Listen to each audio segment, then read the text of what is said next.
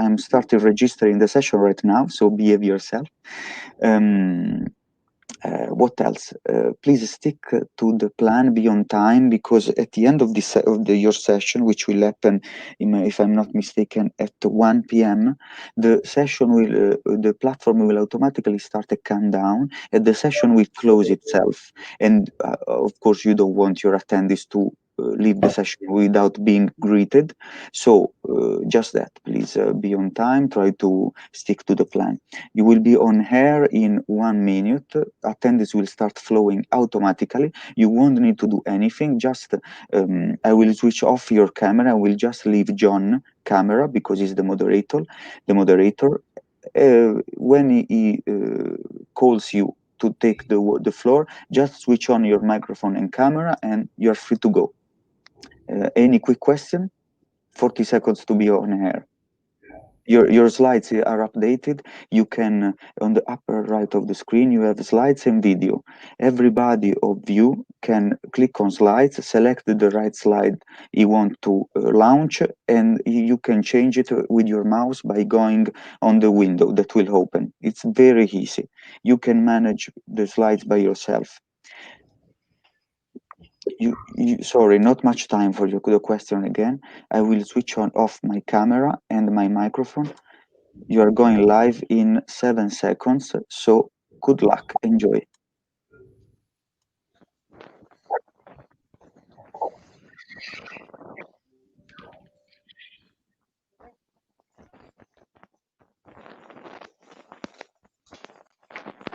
Good afternoon, Europe. Dobar den, Div Goler. My name is John Bell. I'll be your moderator for this session. And we're here today to talk about how this wonderful mission on the future of the oceans and seas around Europe, how we can get it moving, how we can mobilize it, how we can make things happen.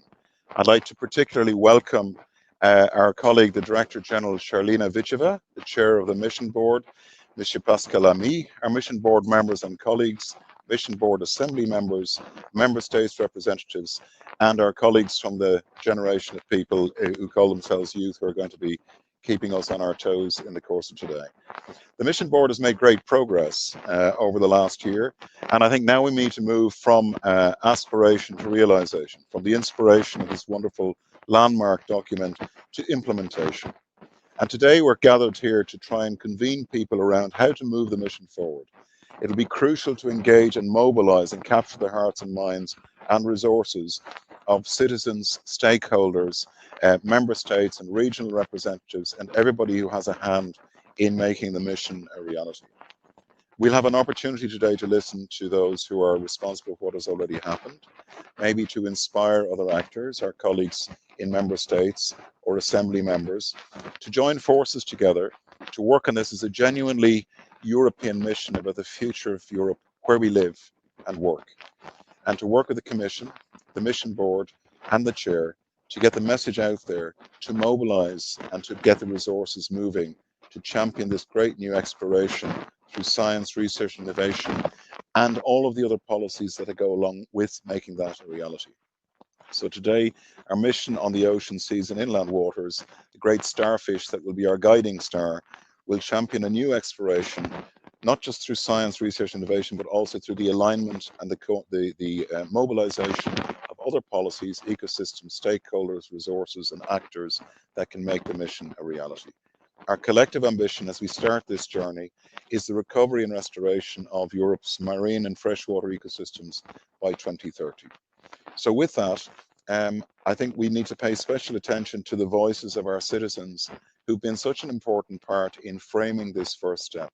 We need to hear from our stakeholders and citizens about the activities and interactions with non-governmental organizations that have taken place over the last few months. And there'll be an opportunity this morning to begin this process of putting forward your ideas again and recommendations as to how do we make these things happen.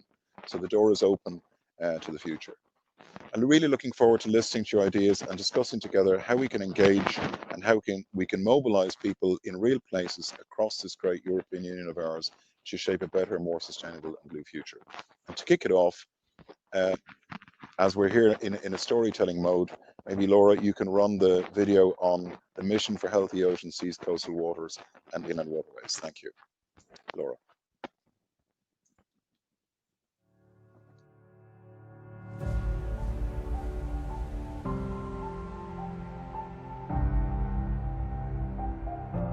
You see, my child, water is all around us, from the mountain stream to the deepest ocean.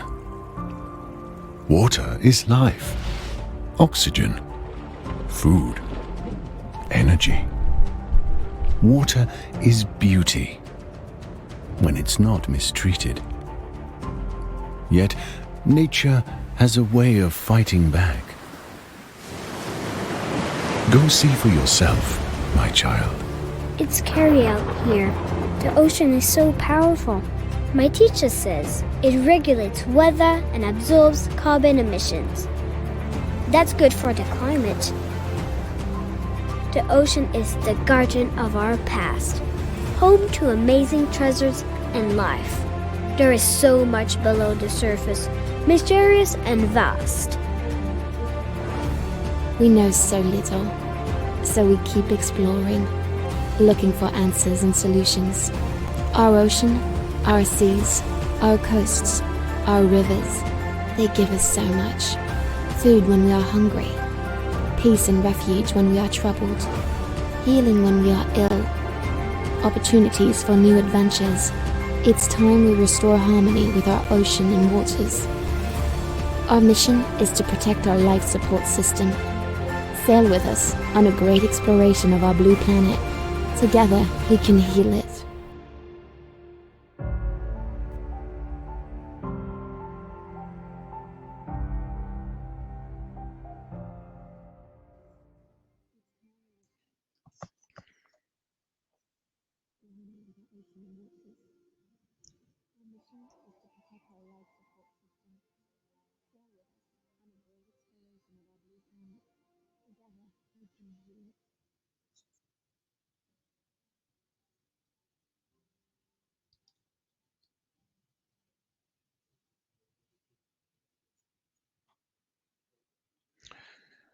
Beautiful.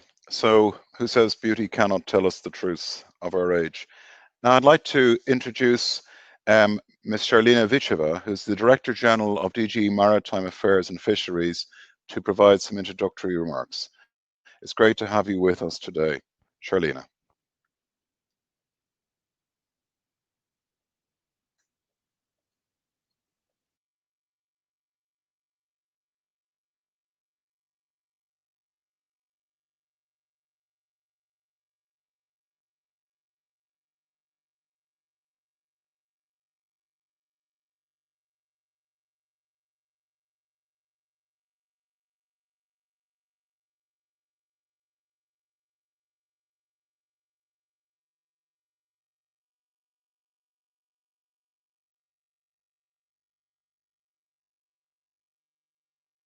I hope I'm on now, John.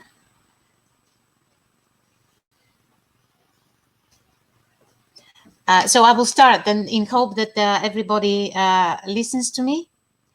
I would like, first of all, to say that it's a great pleasure to be able to greet the board, the mission board, and probably in the first instance to congratulate the colleagues from DG Research and Innovation for the organization of this massive and large-scale event on Research and Innovation Days. It's a big challenge, but it can produce a lot of results, and I'm happy to be part of this panel, which is dedicated to the mission on oceans.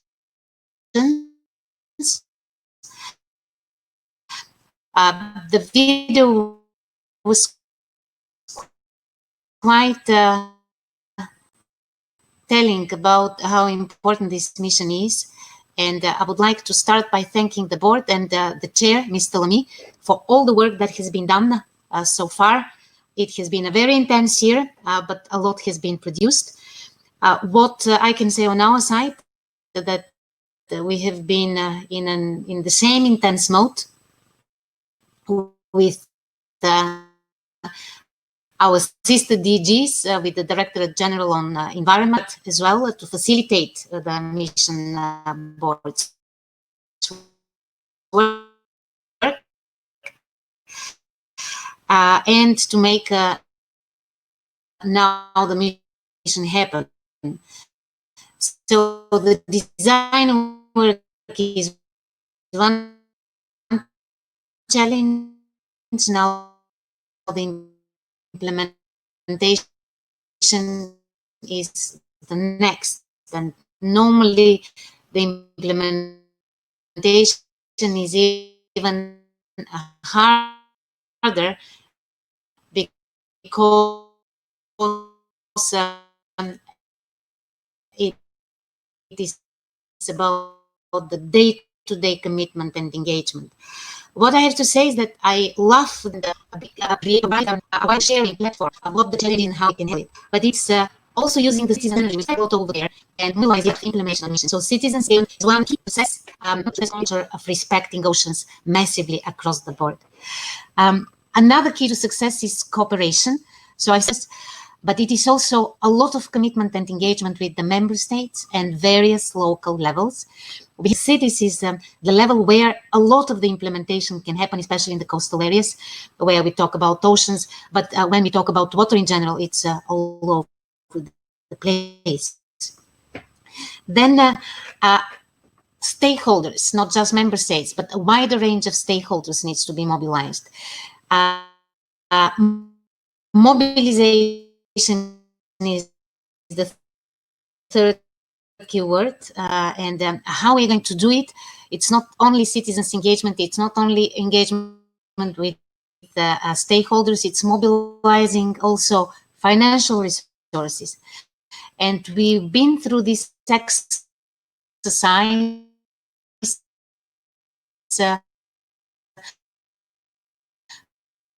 where we had to point out which are the programs, legislative initiatives, and financial instrumentation phase. Then I end the regulatory frameworks. I will start with the Green Deal because this is extremely topical in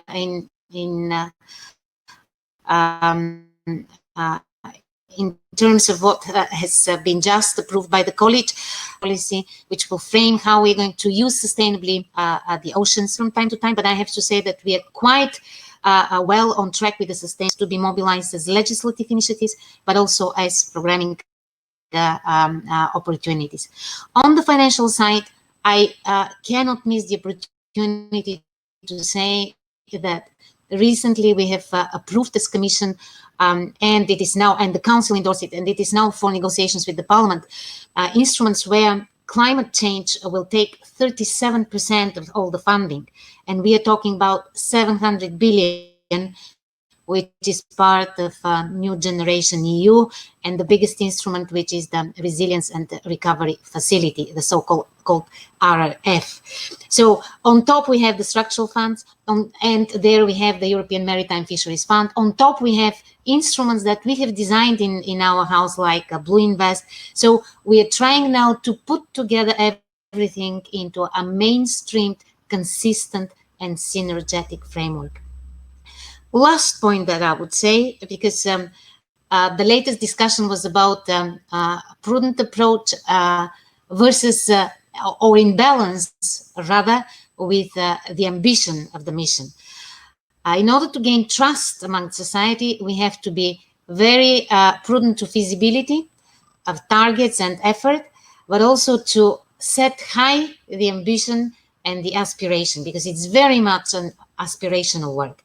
So this balance, so that we can stay credible and be feasible and establish a pathway that is realistic, combined with the high ambition, this is something that we have to pay attention throughout the whole implementation phase. So I will stop here. We're extremely committed in DG Mare and with all the other services in the Commission that are engaged. We will be working very closely with the Mission Board, and I'm happy to be part of this panel today. Thank you very much. Merci, thank you very much, Charlene. And I want to take this opportunity to thank you for the fantastic work done by our colleagues in DG Mare in getting us to this stage today. Thank you very much. Now, if I can turn over to Monsieur le Président Pascal Lamy, who's the chair of our mission board, and maybe Pascal, if you'd like to take us through how you see the next steps, what it is, the messages that you'd like to set out here as a scene setter for us and the member states and the people who are out there listening to us today on this great mission. Pascal Lamy.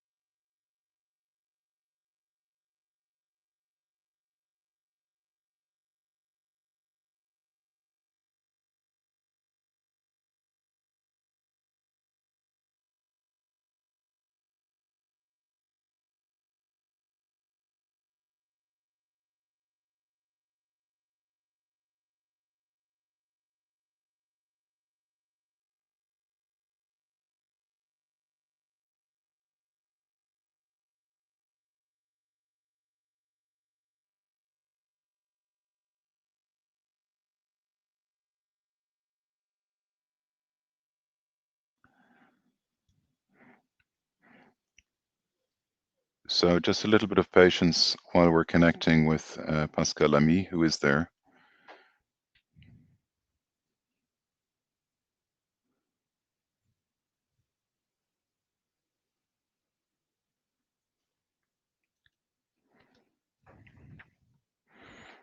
It's very good to see all of you in the chat bar.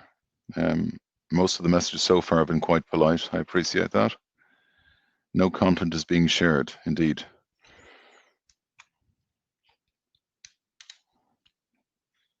So, Flavio. Okay, while we're waiting for, oh, Pascal is ready. So Pascal.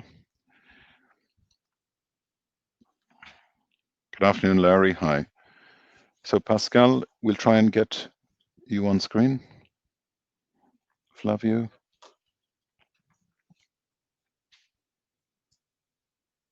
Not connected. Okay, what I propose to do while we get Pascal connected is maybe move on to start hearing from the different voices who've been involved in this great conversation with citizens.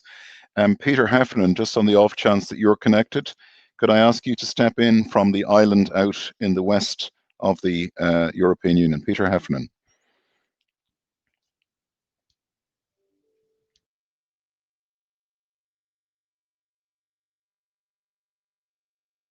Mission Oceans. Let me share a couple of slides for you.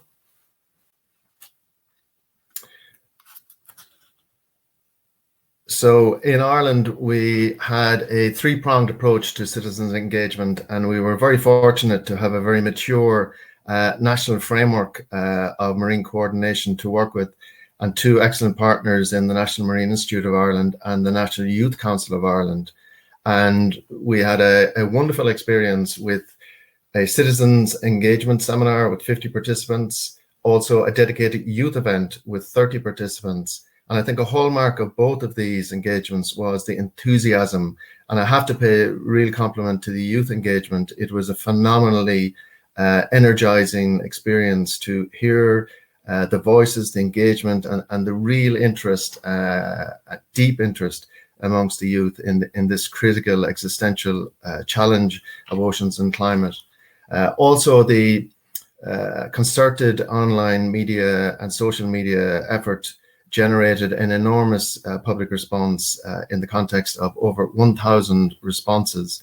And that included the fact that it was such an intense early reaction that the host website in Brussels actually crashed with the amount of public engagement over the first weekend. And to put that number of 1,000 in context, Multiply that by 17 for Germany, 13 for France, 12 for Italy, and 2 for Sweden to get an idea of the per capita engagement. Also, the social media engagements across the various platforms had an enormous reach into the hundreds of thousands and indeed millions in terms of the reach through national media and local newspapers. To emphasize again, it was a very strong signal of endorsement for the priorities and the challenges that have been identified by the mission board in our draft so far. There was no significant pushback on any of the key areas for action or the proposed actions. There were many excellent suggestions about detail in the action areas and recommendations for priorities, which we will analyze and take on board. And we're looking forward to analyzing the results of the more than 1,000 participants in the national survey. This will give us much food for thought as we go forward, and we will be taking very careful attention of the ideas expressed to us as we listen, react, and take on board going forward. Thank you all.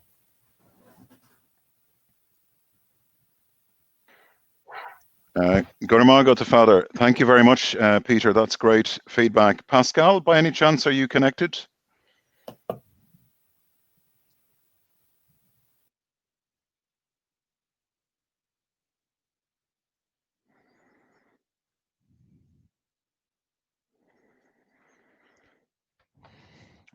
Okay, we will continue to try and connect with Pascal. But in the meantime, could I suggest that we go over to the to Darko Manakowski, who's been in the board looking actually at the issue of how citizens can co-design this process. Darko, are you there? Great, good to see you. I guess, are we, I'm just going to share my screen here. I'm also going to show you a few slides. Right. Can you see that? Just okay. So I just wanted to give a bit of an update of what one of the work streams that we've had with citizens. I'm calling in from Sweden, and as part of my sort of board assignment, I tried to mobilize a group of several countries within the Nordic Baltic region to actually try and explore different ways of piloting engagement with citizens and also co-design activities so that we can understand how we can capture and also capture inputs that could be valuable in the scoping exercise for the mission board. The group grew. So it started with Sweden, Norway, and Finland, and then it grew to 6 countries, including Denmark, Estonia, and Poland as well. And the process took about 10 months. We more or less co-designed a method and also co-drafted a survey that was shared across the entire region in respective languages. So there were 3 activities over the last 10 months. We had physical co-design sessions with stakeholders that were proxies to citizens, also virtual co-design sessions that were with citizens. And finally, we had a digital survey that was spread, as I said, across the entire region. We covered we reached out to quite many citizens, and in particular via social media, and over 1,000 participants answered the survey, and about 150 people participated in the different co-design sessions that were facilitated. In Sweden, I can also mention we had a morning show meeting with at the Nobel Museum to put them together as a group. I'm not going to go through who participated and hosted this process because the list is too long, but it's many ministries and departments and national funders from the different countries that were involved in this. We've seen top-line results in terms of 4 buckets. That's quite interesting. It's really relating to well-being in relation to nature quite a lot. We saw, for example, a significant emphasis on restorative practices in terms of biodiversity and how that connects to well-being, how it connects to restorative practice and action and regeneration. We also saw there was a very big interest in leisure and tourism and recreation. as well as much interest in carbon and climate, and also connected to well-being, food production, energy generation, and so forth. And the last really big thing that came out is that there is clear evidence that citizens and stakeholders really want to get involved. So not only to be sort of engaged in terms of understanding what's happening, but there was big interest to actually get involved and do things together. In terms of what's next, what we saw really, I think what's important is that, as Peter also said, there was no pushback. So we have 100% basically endorsement of what we have identified in the mission. The interesting fact is that sticks out a little bit is that 82% of the respondents did also have some comment that was outside of the scope, which really shows us that if we present new choices and new things to people, then we actually might find quite a lot of interest in there to do things differently, both in terms of citizens, governance, politics, but also business and industry. So I'll stop that with my 4 minutes. Thank you. That's brilliant, Derko. Thank you very much. Now, Pascal Lamy has landed. So, Pascal, we give you the floor. How do you see the mission, where we are and where we're going? Over to you. Thanks. I'm happy I could join you, not just listen to you, which is always interesting. So let me just start by one commercial for the Commission support, which we got. I want to say this as publicly as possible. During the course of this year of hard work on this Starfish 2030 mission, we've benefited from a formidable support on the Commission side. You, John, your people in DG Research, but also the sort of club team which you animated with the people from other DGs, Mare, which we just heard, Environment, Grow, and so on. So it's a pleasure to work with such a bold and energetic piece of expertise. I'm not surprised, but I think it deserves to be said from time to time. Now, let me answer your question in a few minutes.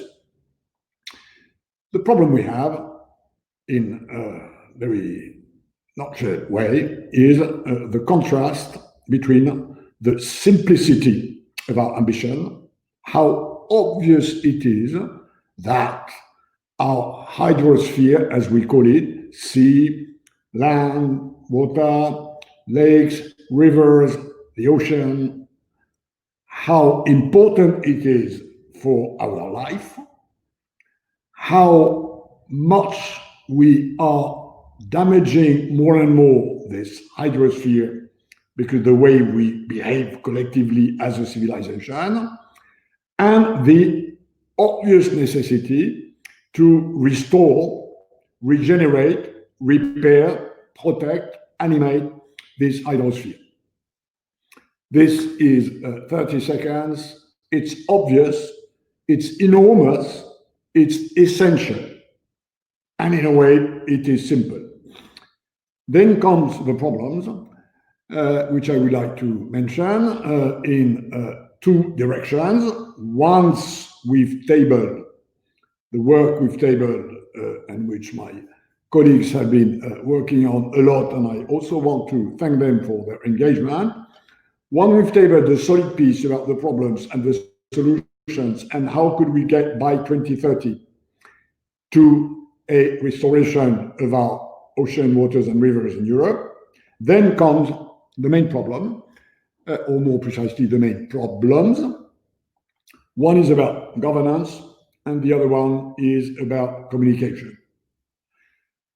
The one about governance is the flip side of the enormous complexity that lies behind the simplicity of and the importance of the ambition. The reality is that the way we damage our hydrosphere are many, many, many, many channels of pollutions, of noise, of degradation, of flooding. And then this necessitates an enormous combination of actions. We have detailed this in our report, but when you look at the number of issues, these decisions, investments that need to take place in order to get to where we want to be in 2030, This comes from an enormous amount of different quarters. Who, when, how will this be led politically, administratively, financially, in terms of investment, in an enormous question? We have a governance challenge which we will need to address. My own view, for what it's worth, and I know it's shared by my colleagues, is that unless some sort of specific governance system, which we call the European Hydrosphere Agency, is put together, that links the various actors, that drives the process, it will be very difficult to get there. Now, assuming this problem finds a solution, and we propose one, that maybe others, then we bump into the second big problem, which we identified from the very beginning, which is this problem of emotional gap between public opinion and these hydrosphere, ocean, sea, waters, rivers, lakes problems.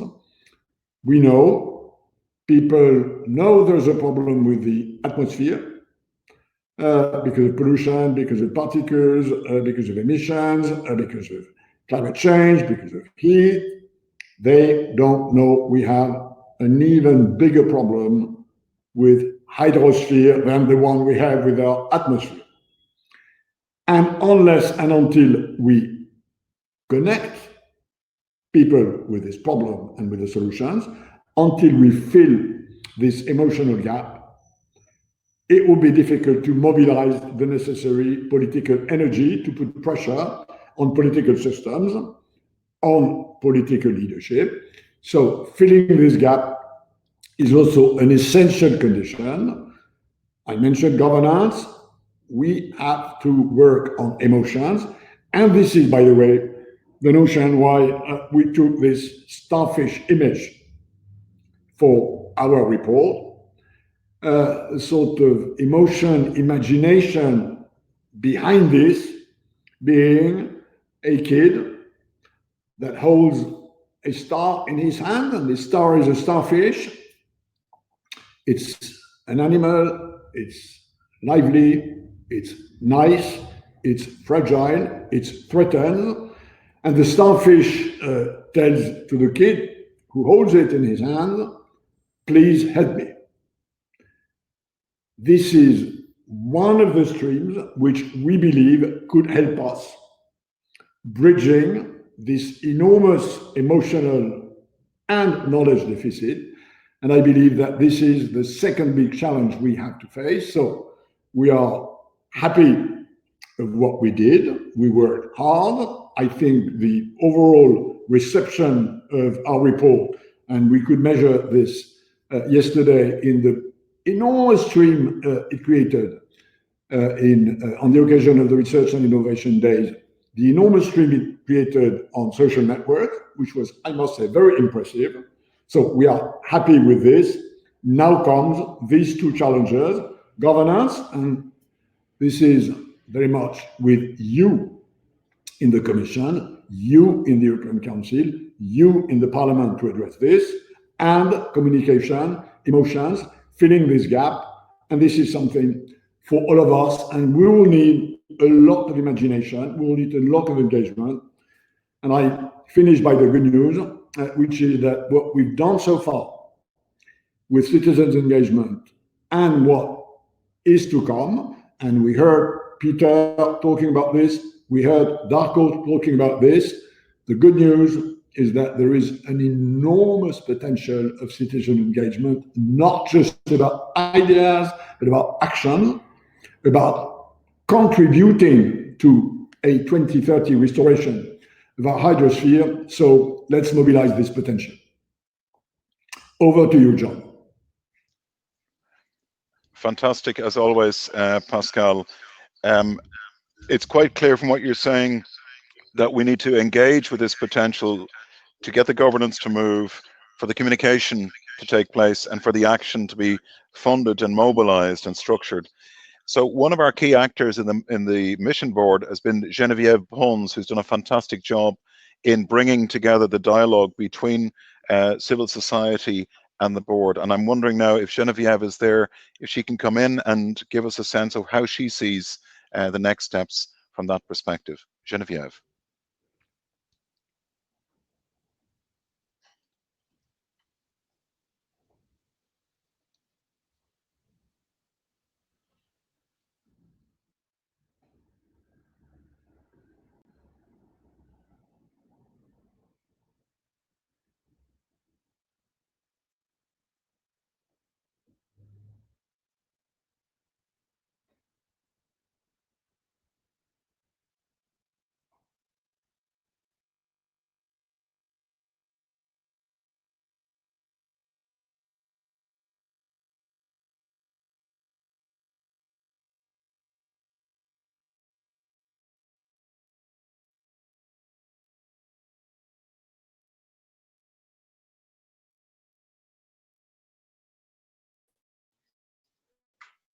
We seem to be having some difficulties there. We'll bring Geneviève back in. Viorel Vulturescu, who's been helping us in the Ministry of Education and Research in Romania, and who will present the citizen engagement event that was held in Romania during the summer. Bringing all of Europe in is critical. Good to see you, Viorel. Over to you.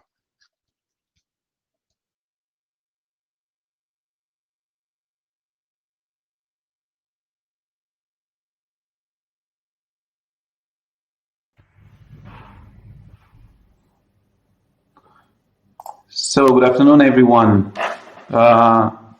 Early summer this year, we had an event in Romania. Everything was done online with the support from the Commission. And we had, I would say, 50-50 women and men. As you can see, most of them were young persons, both between 18 and 35 years and between 36 and 55 years. The audience was selected having all type of persons, either already employed or looking for a job, students and retired, in order to have a good coverage of the whole society.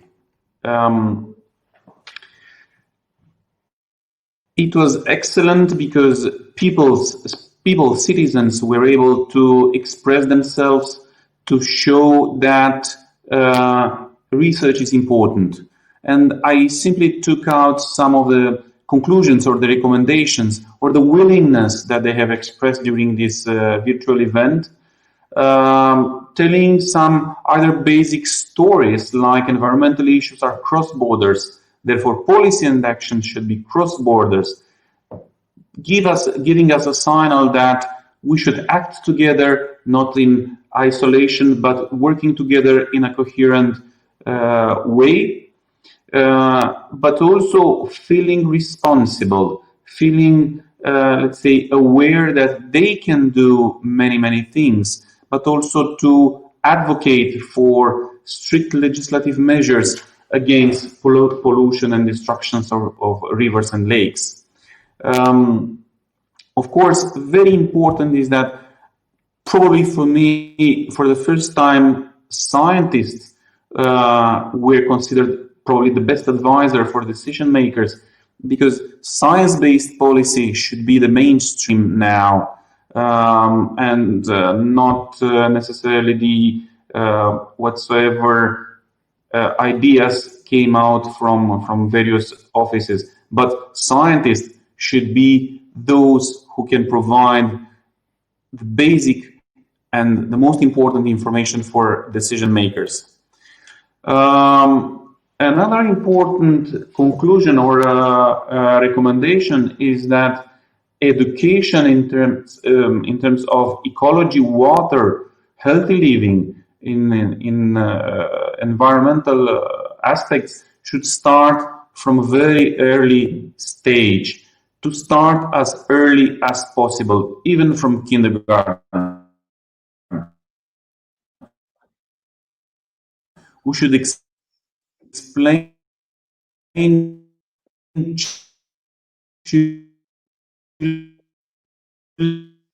children and young pupils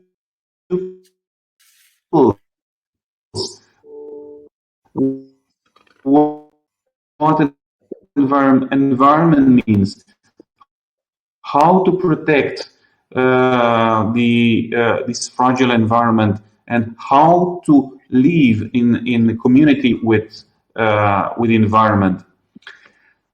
Another important and very interesting idea was the need. They felt the need to design and implement water protection programs. Of course, both at the level of member states and the level of European Union, but also at regional level, and all these three layers should work in the same direction. A very interesting conclusion was that education should done both at home and at school, but working on this both consistent and coherent towards a fully special conditions. Everything was done online. Then conclusions were very pertinent. Conclusions were very, I would say, enriching for the environmental programs, for the research for environment programs, in particular for this mission. They felt that they are important. They felt that they can contribute to this work and then be part of the continuous effort that should be done both by the general public as well as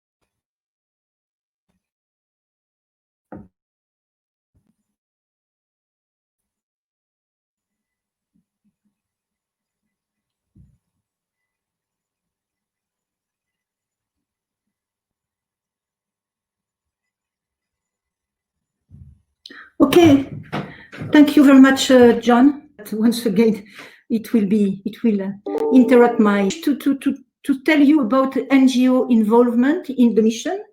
So it's a mission about healthy ocean, seas, coastal and inland waters. I repeat it because I've seen in the chat that some were questioning why we were focused on ocean. So we were not. It's all over waters, hydrosphere, as Pascal names it. First of all, I would like, as a way of introduction, before my presentation, answer to two questions that you may have. First question is, why was it a perceived feeling that a special channel was necessary for NGO participation? And second, maybe you wonder why was I entrusted to create and animate this channel. So on the first point, there was a perceived feeling that despite the high quality of representative of NGOs, especially in the mission board, the number was not here. Clearly, there is only one representative of what we can call a blue NGO and one of philanthropy, which is very much involved in ocean protection in that case. Second, why me? Because I think that I have, by my personal history, the capacity to build bridges. And especially, I spent 22 years in the European Commission, notably in the cabinet of Jacques Delors during 4 years at the moment of the big Rio summit in 1992, around this summit. And I've been very recently heading the European office of WWF. So these are the reasons why I was perceived as somebody from the assembly of the mission that was able to create this channel. Now I will use slides, hoping that it will work. Speaking of the steps of the NGO involvement first, and then of the added value. So let's try it.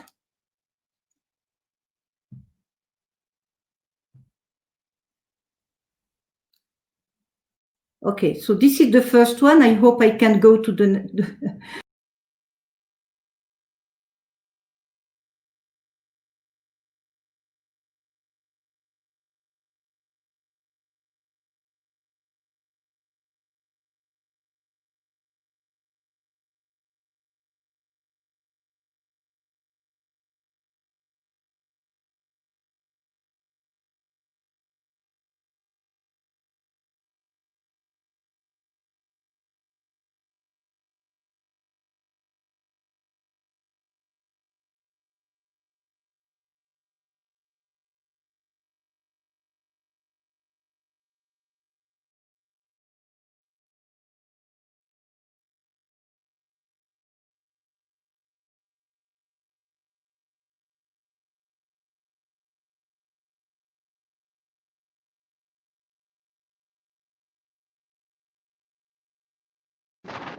Reloading there. The challenges of the digital environment. Are you back with us, Genevieve? Can't hear me either. Okay. Okay. So, Genevieve, thank you very much. I don't know. Are you back with us? We seem to be experiencing the digital divide in a very practical way here.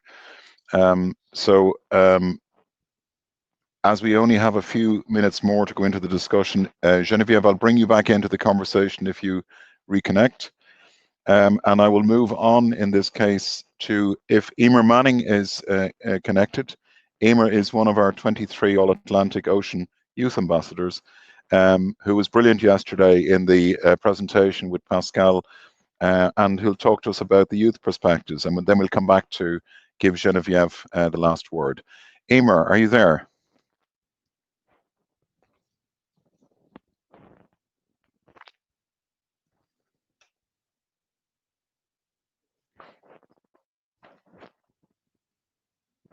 There's a serious risk here that, yeah. Oh, okay. Emer, great.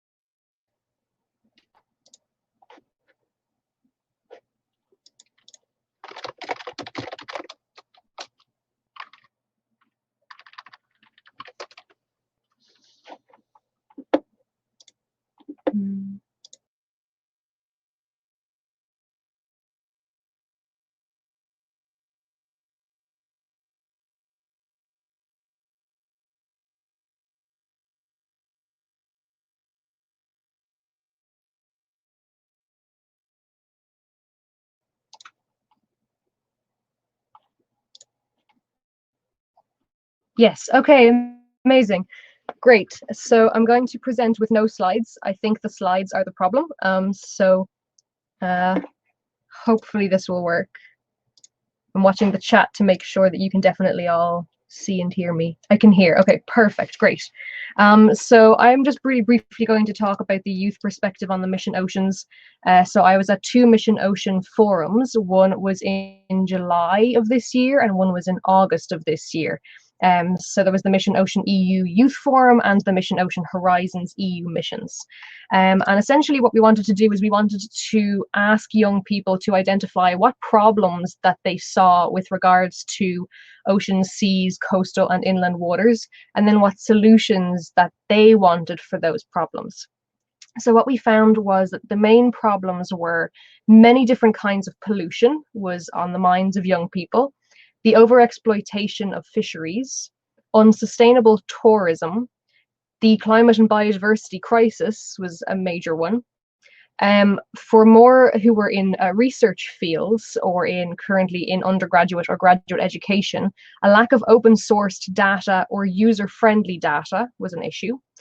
Poor regulation came up quite a few times, and I suppose for those who broke those policies as well, more so kind of what implementations would there be to stop people from breaching those policies again.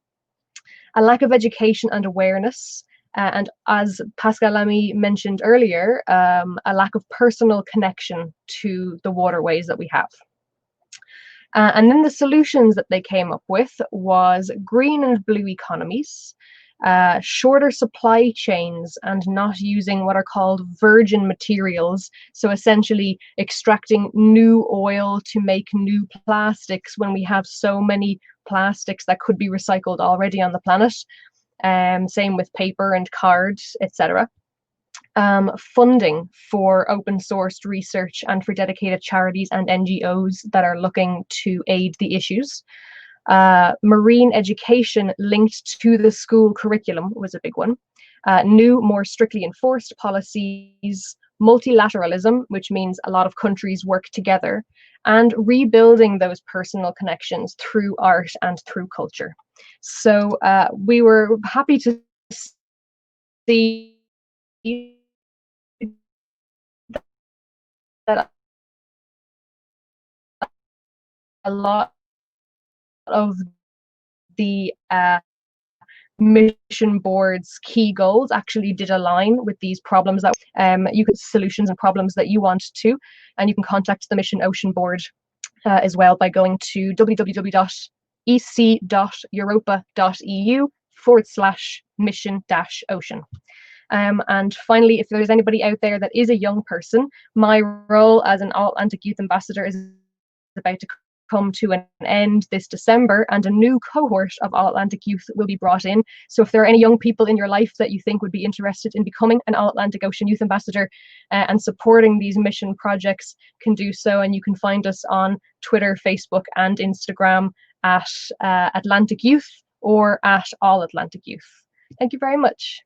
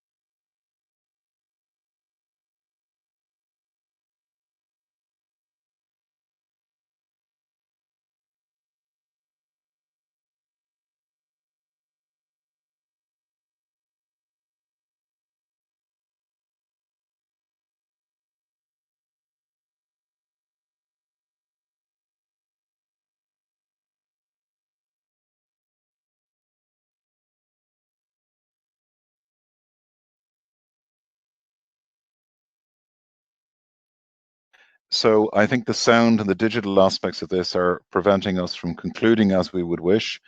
Geneviève was passing this very important message about the added value, the huge added value of this mission, which has been a key part of her work. The recovery, a systemic approach, and addressing ambitious targets, particularly as far as protection is concerned, but also in international fora. And I would encourage people to go away and read the mission report, look at the actions. It's a very ambitious report.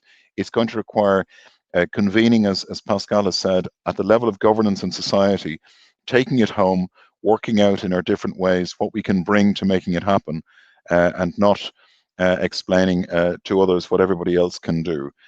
We will reconvene this conversation. Hopefully the digital service to the ocean will be a little bit more optimistic than the experience we've had this afternoon. Patrick Duffy, yes, we will make sure that there's a list of contacts for people. And we will take down the comments in the bar, and we will get back to people and give them the information that's required via the website of the DG and the mission Ocean there. I don't know, Pascal, if you are still in any way connected, if you'd like to say the last word, if that's even possible. I know it feels more like a Samuel Beckett play than a digital seminar, but it is an abyss. That's what we call our ocean, and it's time to populate it with knowledge and light and insight and understanding and solutions. So let's turn this dark screen into a bright blue future. Pascal.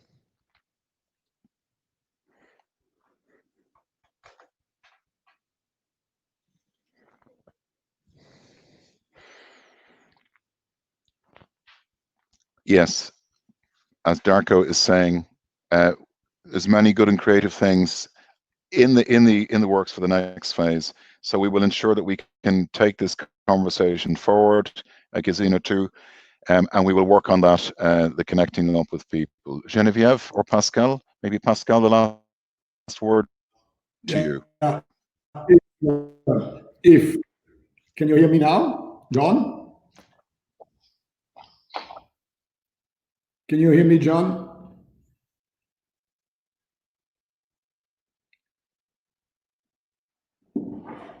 No, I'm afraid. Yes, Pascal. Very good. Well, I know we've got very little time, so let me thank you all.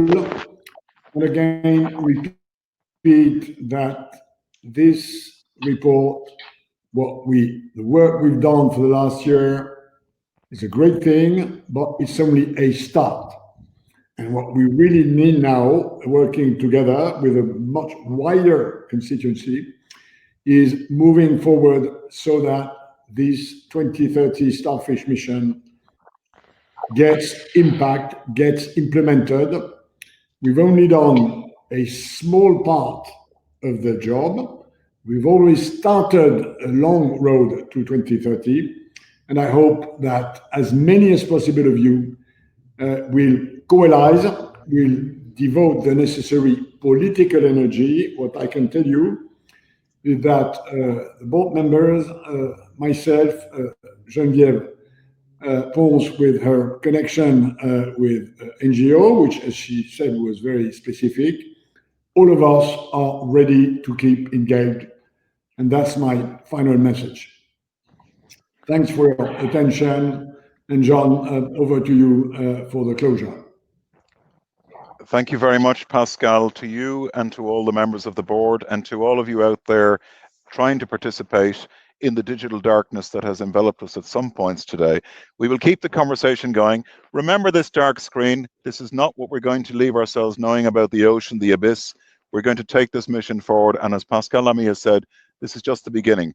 So merci à tout le monde. And thank you, everybody. Thank you, colleagues. And thank you for your patience. Goodbye. And we continue the conversation wherever you live and work. Bye-bye.